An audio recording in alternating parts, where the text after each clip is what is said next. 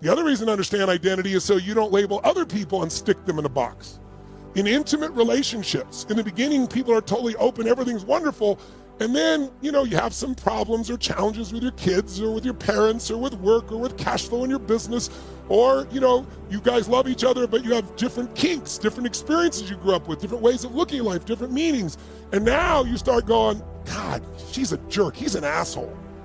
And if you do that enough, and especially if you go tell your friends about him, like I heard this one woman say, my husband is the prince of darkness, right? And it's like, wow, that's really gonna enhance your relationship, right? Because you're gonna look for everything he does wrong, everything that's mean, everything that's dark once you believe that shit, right?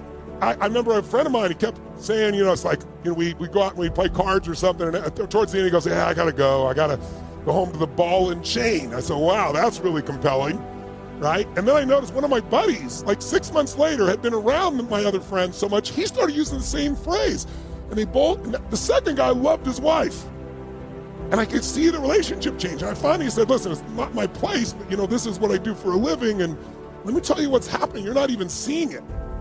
So be careful the limiting identity you attach to someone, because once you do that, your brain, you get in your head, you heard the gentleman earlier, I always teach, you get in your head, you're dead. You gotta stay in your heart. Because the mind wants to make black and white, good or bad. It wants to generalize, distort, and delete to keep things simple.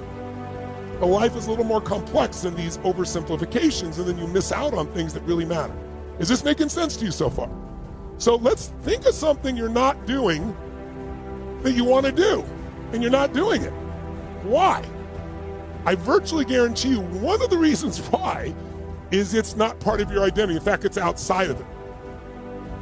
If you want to change your life, my friends, you got to change your physiology and you got to change your focus. My very first thing I do when I wake up in the morning is I want to get my head right. I do this thing called priming. Today, what creates marketing is when you don't just market, but you add value to people. The early stages of myself as an entrepreneur, I started all these companies from scratch. And then I met a gentleman, the gentleman started MTV, and we had this really cool conversation. He said, Tony, it took me a decade and a half to really build up MTV. And he said, and then I built another company, and he said, Tony, what I realized?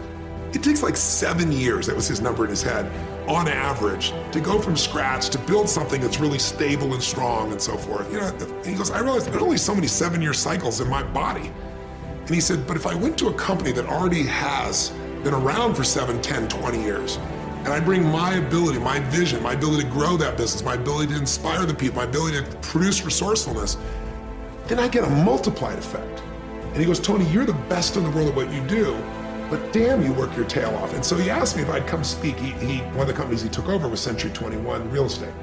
And he said, why haven't you ever spoken for us? I said, because your company asked me over and over, but they're cheap. They want to pay me $100,000 and my fee's $250,000. He goes, we'll pay the $250,000. I said, no, for you, I'll do it for free. Because he's a friend, and I'm learning from him. So I came and did the speech, and afterwards he sat me back down. He goes, Tony, there are 10,000 people here. He says, I know like all my financial guys, they all look to you, but you're like a rock star for middle America. These people in gold jackets selling real estate. He goes, do you know how much our business increased in those 4 months? And I don't remember the exact number, it was like 22 or 23% or something. He goes, do you know how much money you made me? And you got nothing. He said, let me give you some advice. Go find people that have some form of momentum that you can turn it around and get a piece of that. And that's how I changed. So what I looked for were businesses that I felt tremendous emotional connection to because I felt they'd touch people's lives in some way. And I looked for partners that were geniuses, but where I could bring my own genius to it, where 1 + 1 = 5, or at least 3, not 2. And by doing that, I got pieces of these different companies, and then it just grew and grew and grew and grew. So I'm in virtual reality. I have a company called NextVR. My partners are geniuses, and we just locked down the exclusive for the NBA. So instead of Monday Night Football, we have Tuesday Night NBA, and you literally, it's like you're on the court, you can look and feels like you can reach out and touch LeBron. It's mind-boggling, and there's no cords or computer. It's all done off your phone with an app. It's mind-boggling. Wow. We also have the exclusive for Live Nation for all concerts. So you can be right there next to Jay-Z or Beyonce, like you feel like you can touch them, right? I have a company that's #1 guy in stem cells in the world. I have a company that does genetics, that's just genius. I've got companies that are in the education space. I bought Adweek with a group of partners. I have my financial companies. So the diversity I have is mind-boggling, but that's also the secret to investing. if you got all your eggs in one basket and there's a problem, you need to make sure you run your business really successful, give it your all, not start 20 of them.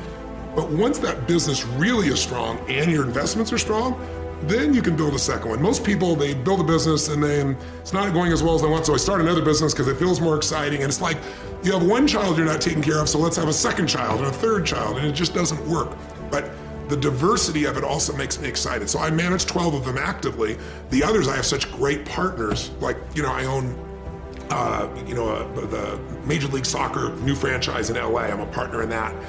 It's called the LA Football Club. But my partner is Peter Guber, who owns the LA Dodgers and owns the Golden State Warriors, and about as smart a human as you could ever have in the sports field. And then I bought in the esports field. It's mind-boggling. We fill whole stadiums now of people watching people play video games. So I bought Team Liquid, which with my partners, with Peter and everyone else. And so, the opportunities are just amazing because I'm partnering with people who have skills that are the best in the world, and I'm bringing mine. And you combine them, you get a greater impact. It's until you open your mind, open-mindedness creates that. We all shut down our mind. Like, for instance, when I broke the pull-up record, everybody around me who heard the pull-up record was 4,020 pull-ups. That's the first thing they did. Oh my God. 4,000 in 24 hours? Or yeah, it's 4,020 pull-ups in 24-hour period. Yeah. The first thing I did versus closing my mind to like, oh my God, that's crazy. I went and got a pen and so how many is that every minute? Exactly. Every hour, every second. Instead of taking life and making it out to be this grandiose thing, start breaking it down. Start breaking it down. And most of us, we live in a box. And we don't want to go outside that box at all, ever. Outside that box is all these possibilities of life. But what we do is we shackle our mind. We are a prisoner in our own mind. And this is all I can do. This is all I'm good at. And we take away the possibilities of you could be this, you could be that, you could be all these things. And I never thought at 300 pounds I could be Navy SEAL. So if my mind was shackled, me and you would never meet. There'd be no book. There'd be no book. There'd be nothing. So what people understand is that they live for themselves, not knowing that you have the power within yourself to change millions of lives by facing life, by facing yourself. And through that, I would die never knowing that I had the power to change millions of lives. And what haunts me the most, people ask me, what haunts you the most? What haunts me the most is that if I would have died at 300 pounds, let's say I was 75 years old, I got to heaven, and God has a chart like that on everybody's life. God knows all, let's say that. I don't care what you believe in, doesn't matter. I'm not judging anybody. But let's say my thing is God. You get to heaven, I'm 300 pounds, I sit down, I was a cockroach Terminator my whole life, and we're sitting down just like this. You're God and I'm David. And he gives me that chart, and he says, look at this. Now I'm looking at this chart, and on the chart it has all these different things, but my name's on it. But these things aren't me. I was gonna change the world. I was gonna set records. I was gonna be a Navy SEAL. I was gonna be all these things in the military that I accomplished. You're gonna get the VFW award. You're gonna be honored here, honored there. And I'm like, God, this isn't me. Like it says David Goggins, I was an Ecolab guy. I sprayed for cockroaches, and I'm 300 pounds. It said here I'm 185. It says here I got a bachelor's and a master's. It says all these things. And God goes, no, that's who you were supposed to be. The moment you can figure out what it is you're supposed to be doing, the sooner you are able to get about the business of doing that. The way through the challenge is to get still and ask yourself, what is the next right move? Not think about, oh, I got all of this stuff. What is the next right move? And then from that space, make the next right move and the next right move. And not to be overwhelmed by it because you know your life is bigger than that one moment. You know you're not defined by what somebody says is a failure for you, because failure is just there to point you in a different direction. I've learned to appreciate living in the moment, and I ask that you do too.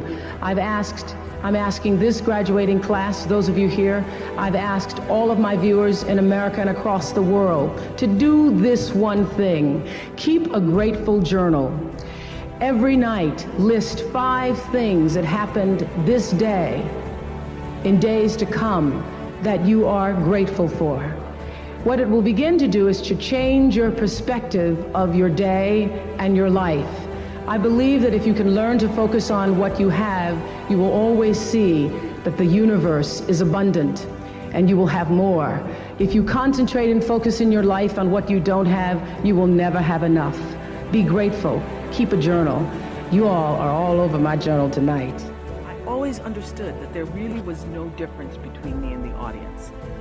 At times, I might have had better shoes, but at the core of what really matters, that we are the same.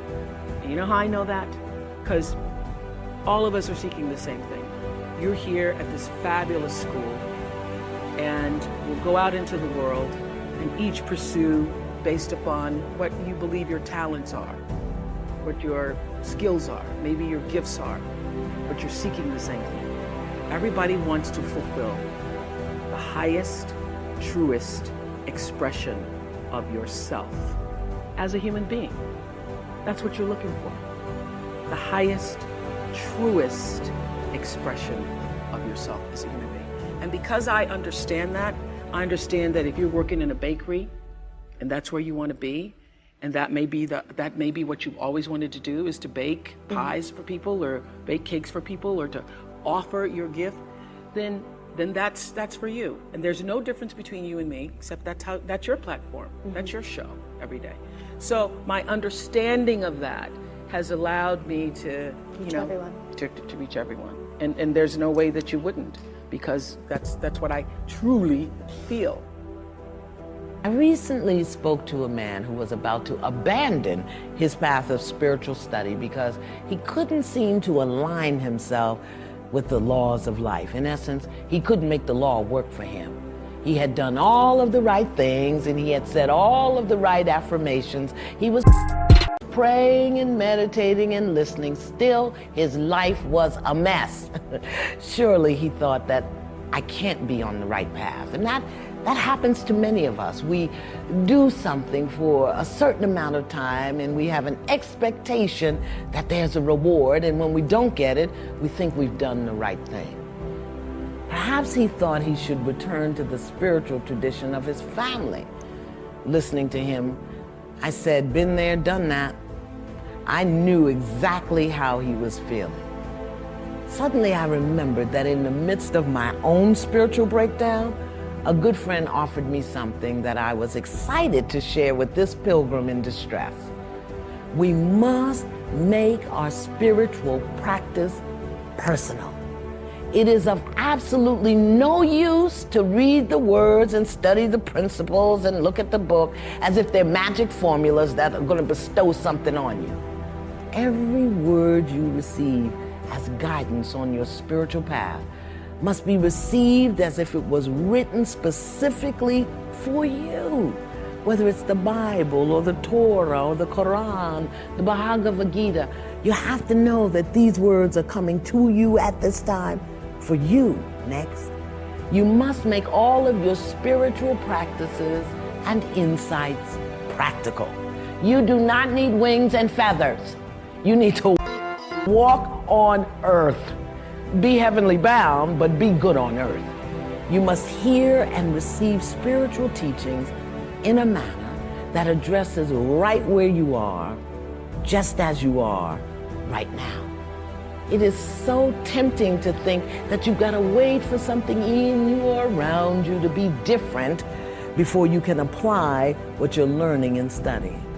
A better way to interpret what you receive when you read or when you study is to put it in the first person, making an I frame of reference by applying it to something that's going on in your life right now. Next, you must believe that the answer to your prayer is possible. Whether you've been praying it for 15 days or weeks or months, or if you prayed it this morning. Because the minute you entertain the thought, just one thought, that everyone's prayer can be answered but yours, the possibility for your prayer to be answered goes right out the window. All things are possible to those who believe. So make your belief and the things you believe in personal and practical, and know that they are possible.